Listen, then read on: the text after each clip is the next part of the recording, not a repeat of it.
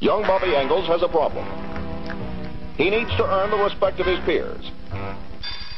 So he gets SEGA Genesis, the ultimate action system.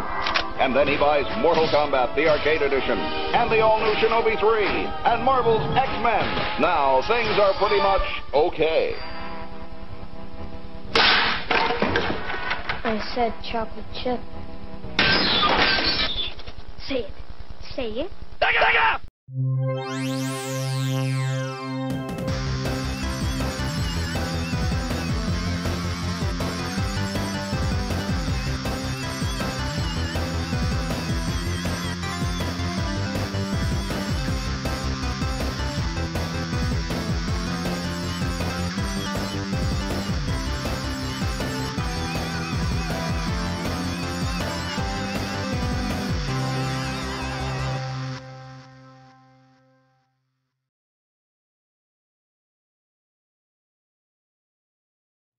25 years ago, the SEGA Genesis was launched in North America.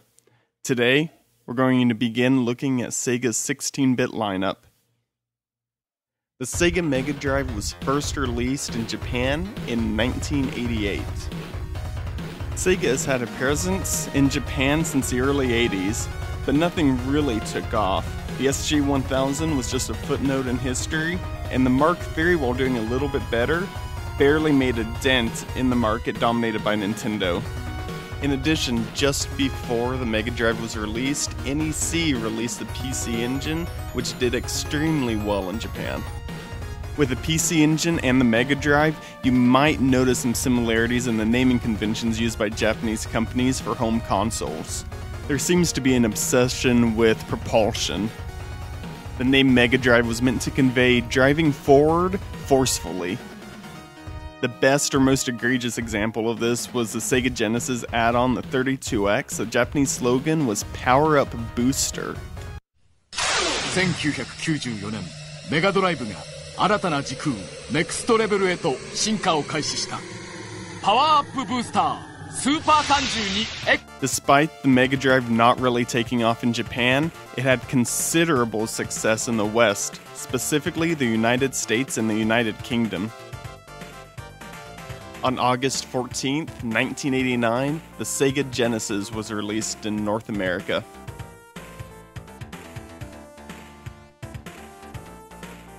Much like Japan, the United States branch of Sega really didn't see success in the 1980s against Nintendo. But they made a move to change this, making Sega the system for the 1990s, even launching the Sega Genesis just 2 weeks before Super Mario Bros. 3 debuted on the Nintendo Entertainment System. To ensure the success, especially coming off the dismal sales of the Sega Master System, Sega decided to take matters into their own hands and take the distribution rights away from Tonka and just do it themselves. To help launch it, they brought in Michael Katz, a video game veteran who worked at such companies as Atari and Coleco. Gotta go. Hey, guy, you're the first serious gamer I've seen all morning. Check this out. Brand new 16-bit Super Nintendo with Super Mario World. Wow! Oh, what's this one? Oh, this is a Sonic the Hedgehog from Sega Genesis. Hey, look at these radical colors, huh? Wow, Sonic's fast, too. No, over here. I like Genesis, and it costs a lot less. But kid, that game I'll there. take Sonic and Genesis. I knew that. Sonic the Hedgehog. More action, more speed. Sega Genesis. It's a whole lot more for less. The Sega Genesis did not come out of the gates running. It sold far less than its projected goal of 1 million units in its first year. But during Michael Katz's time at Sega, he laid a solid foundation for taking on Nintendo. To help break Nintendo's stranglehold on the third parties, he brought in celebrity endorsements, signing them for all of the sports games and even bringing in Michael Jackson. But what's arguably his biggest legacy is competitive advertising, something he did way back even in the ColecoVision days. While Atari keeps trying to sell you new systems, like the 5200, with ColecoVision you only need one system, because ColecoVision expands to give you a Super Action controller set with Super Action Baseball, a driving module with turbo, and only ColecoVision plugs into the Atom module. Sorry, Atari.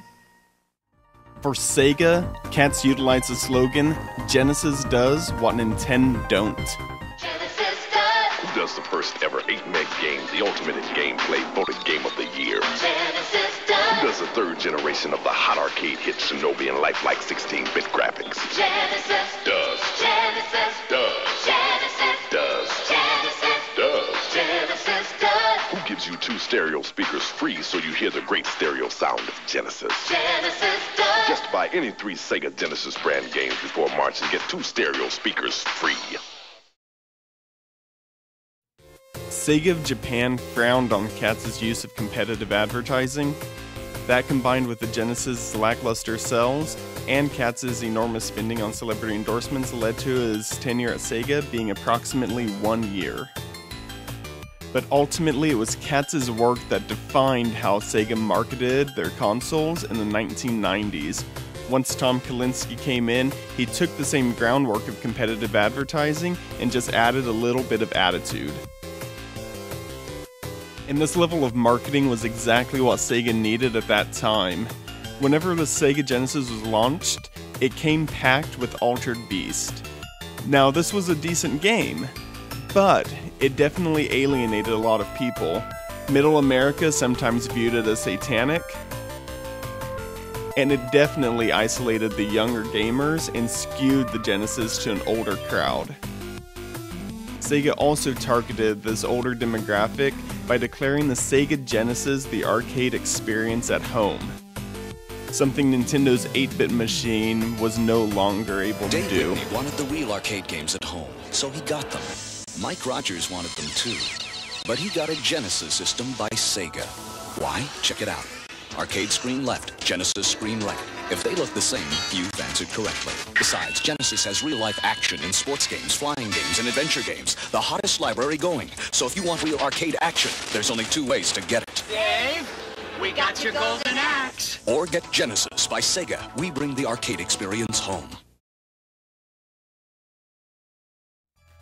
Now, that advertisement saying that you can't tell the difference between the Genesis and the arcade screens is completely false, but in a world dominated by 8-bit consoles, it was the closest you could get.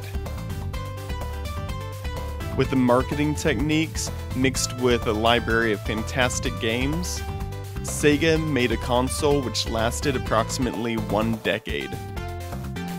The console went all the way to 1998 with the Majesco re-release. This brought it right up to the Dreamcast launch. All of this combined with Sega's 2-year jump on Nintendo's 16-bit lineup gave them a fantastic advantage and even led to them, at least with some numbers, being the best-selling 16-bit console in North America. I will continue going over some of the history of the Genesis itself as we approach it with the games, but this sets a stage for our next video, Altered Beast. If you enjoyed this video, be sure to click the subscribe button below. Also, check out the Sega Nerdcast. And I'll see you in a few weeks with our next video, Altered Beast.